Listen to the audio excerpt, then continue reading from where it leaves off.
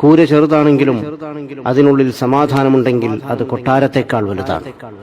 നമ്മളെക്കാൾ ഉയരത്തിലുള്ളവരെ നോക്കുമ്പോൾ നമുക്ക് വിഷമവും ദുഃഖവും തോന്നാം. നമ്മളെക്കാൾ താഴെയുള്ളവരെ ഒന്ന് നോക്കൂ, അപ്പോൾ മനസ്സിലാകും നാം എത്ര ഉയരത്തിലാണെന്ന്. ഉറങ്ങാൻ കിടക്കുമ്പോൾ എല്ലാവർക്കും മാപ്പ് കൊടുക്കുക. ശുദ്ധ മനസ്സോടെ ഉറങ്ങാൻ ശ്രമിക്കുക. സ്നേഹം ചെറുപ്പത്തിൽ സൗജന്യമായി ലഭിക്കുന്നു. യൗവനത്തിൽ അതിനായി അധ്വാനിക്കേണ്ടി വരുന്നു. വാർദ്ധക്യത്തിൽ അതിനായി യാചിക്കേണ്ടി വരുന്നു. ചിലർ നിങ്ങളുടെ മുന്നിലെത്തുന്നത് ഒരു അനുഗ്രഹമായിരിക്കും.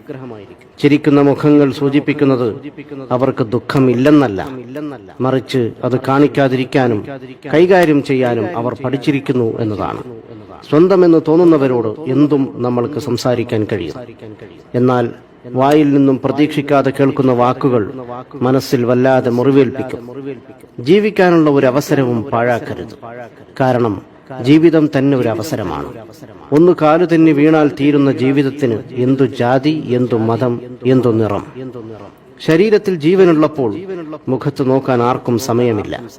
എന്നാൽ മരണപ്പെട്ടാൽ ആ മുഖം കാണാൻ തിരക്കുകൂട്ടുന്നു.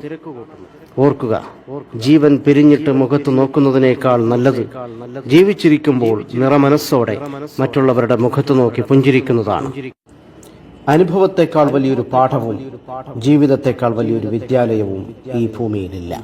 ഒന്നോർക്കുക, പാവപ്പെട്ടവനും പണക്കാരനും 6 അടി മണ്ണ് മാത്രം.